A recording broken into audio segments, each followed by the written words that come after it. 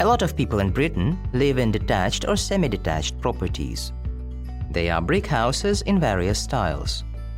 Some of them were built in Victorian times between 1837 and 1901.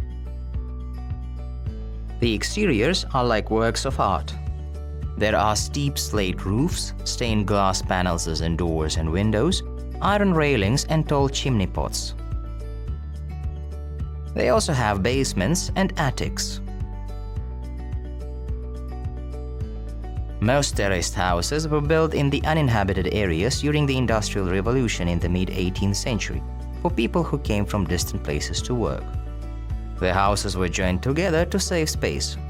Each row of houses has only 2 rooms downstairs and 2 rooms upstairs. Huge blocks of flats were mostly built during the 1950s and 1960s. Unfortunately, they are associated with high crime rate because of the districts where they are situated. Some of them are council houses in the area of council housing estates.